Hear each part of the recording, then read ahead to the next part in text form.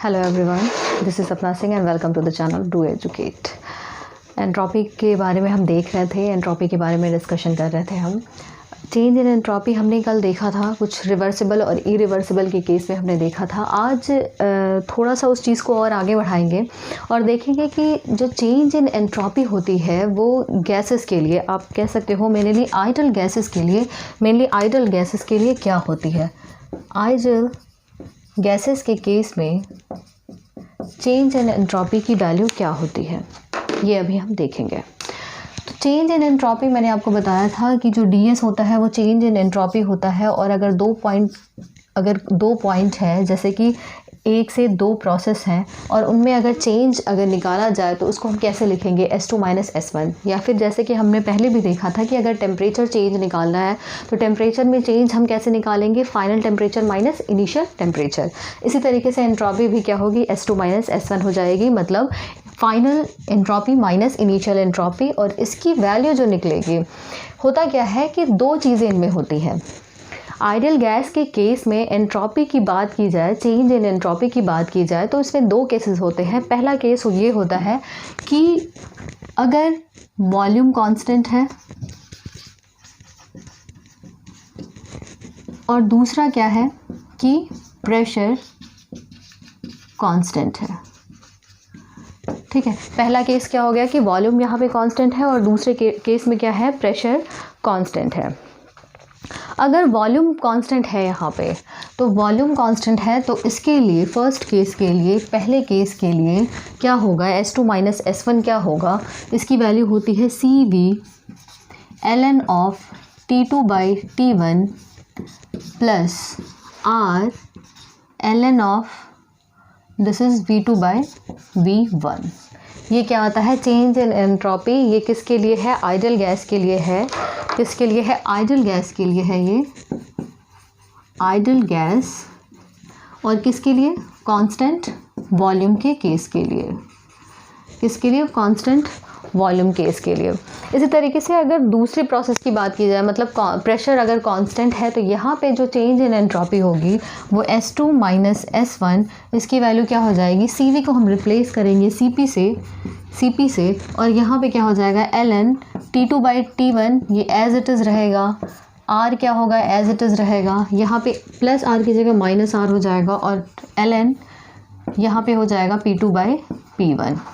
ये फार्मूला किसका बनेगा, आइडियल गैस का केस होगा। यहाँ पे क्या होगा, आइडियल गैस का केस होगा। लेकिन यहाँ पे जो कांस्टेंट वॉल्यूम होता था फर्स्ट केस में, यहाँ पे क्या हो जाएगा, प्रेशर कांस्टेंट हो जाएगा। यहाँ पे क्या होगा, प्रेशर कांस्टेंट हो जाएगा। ठीक है, तो कांस्टेंट वॉल्यूम के केस में हमने देख लिया और कांस्टेंट प्रेशर के केस में हमने देख लिया। ज़्यादा डिफरेंस नहीं है, CV को CP से रिप्लेस कर देंगे, बाकी चीज़ें सेम रहनी है। यहाँ पे सिर्फ एक प्लस है तो प्लस को माइनस से रिप्लेस किया है।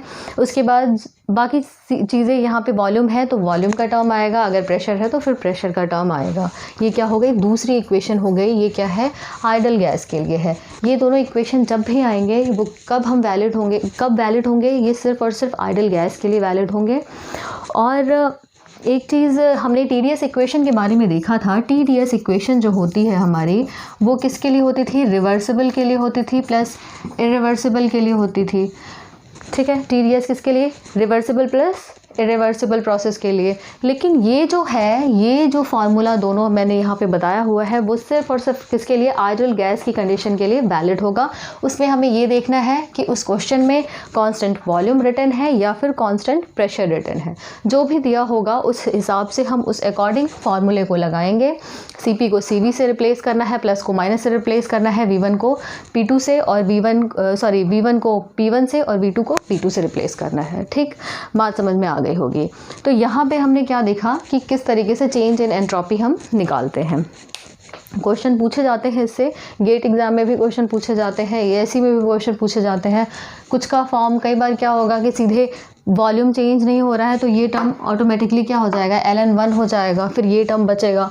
तो आप इजीली उसको सॉल्व कर सकते हो, विदाउट कैलकुलेटर भी पॉसिबल हो जाता है कई बार। तो लंबे क्वेश्चंस भी पूछे जाते हैं, शॉर्ट टाइप के भी क्वेश्चन पूछे जाते हैं इनमें। इसी चीज़ को, अब ये तो हो गई बात आइडियल गैसेस की। एक चीज़ और देखते हैं, यहाँ पे कुछ क्वेश्चन जो छोटे छोटे क्वेश्चंस पूछे जाते हैं वो एक बार देख लेते हैं।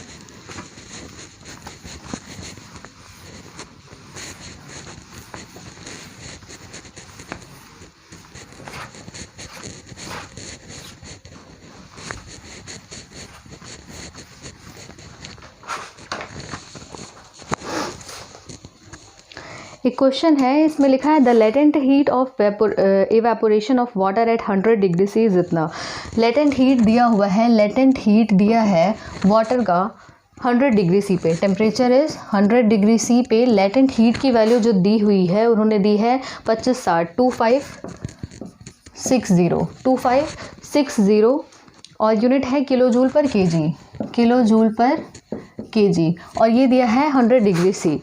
बोल रहा है what is the change in entropy. Change in entropy यहाँ पे पूछ रहा है, चेंज इन एंट्रोपी। अगर चेंज इन एंट्रोपी यहाँ पे पूछ रहा है तो हमें पता है क्या होता है, ds की वैल्यू क्या होती है, dq/t होती है, dq/t होती है। ये क्या होती है, चेंज इन एंट्रोपी, dq/t। अब यहाँ पे एक चीज़ देखो आप, टेम्परेचर की वैल्यू दी हुई है, यहाँ पे क्या हो जाएगा dq/t। टेम्परेचर की वैल्यू दी है dq, लेटेंट हीट यहाँ पे दिया है, ये भी तो एक क्या है, एक तरीके का हीट ही है, ये क्या है, हीट ही है एक तरीके का।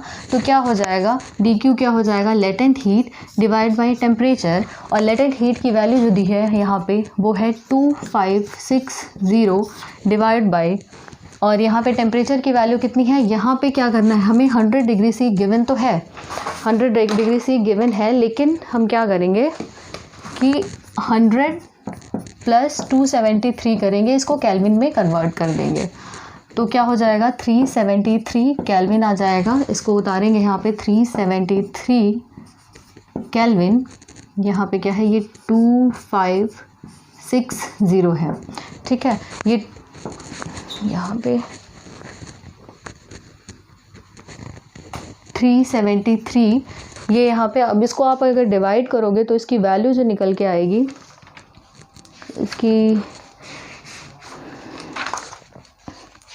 इसकी जो वैल्यू यहाँ पे निकल के आएगी वो कुछ, चलो कोई नहीं, आप इसको सॉल्व कर लेना, कुछ नहीं, डिवाइड करना है तो इसका आंसर वही होगा, ठीक है। और यूनिट क्या आएगी, kilo joule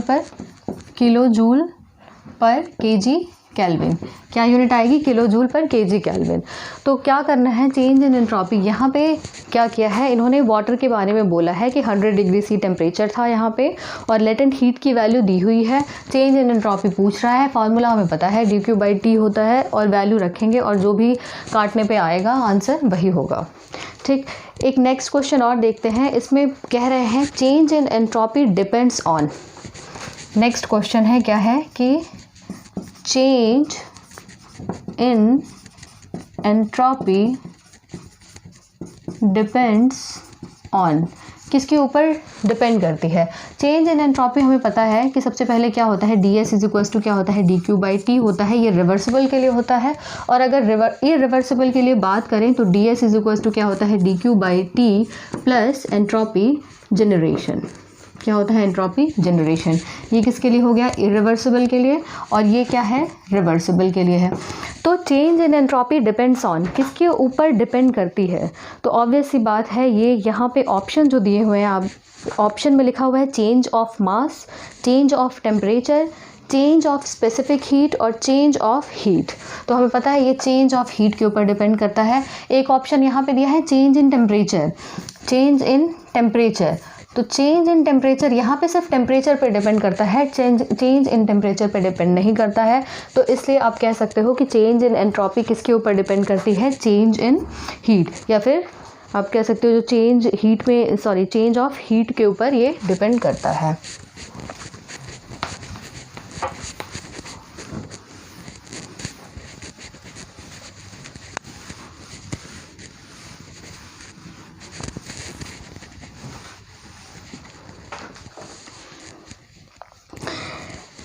Entropy is a measure of, entropy is a measure of, ये मैंने फर्स्ट क्लास में ही बताया था, ये क्या करता है, डिग्री ऑफ रैंडमनेस को ये क्या करता है, डिग्री ऑफ रैंडमनेस को मेज़र करता है। ये क्या होती है, एंट्रोपी होती है। एंट्रोपी क्या करती है, डिग्री ऑफ रैंडमनेस को मेज़र करती है। एक और क्वेश्चन देख लेते हैं, which of the following process is irreversible process. Irreversible process कौन सा है इसमें इन्होंने क्या किया है, कुछ पॉइंट्स दे दिए हैं और उन्हें बोल रहा है कि इनमें से कौन सा प्रोसेस इरिवर्सिबल है। तो सबसे पहला क्या है, आइसोथर्मल इन्होंने दिया है, आइसोथर्मल। दूसरा दिया है एडियाबैटिक। तीसरा दिया है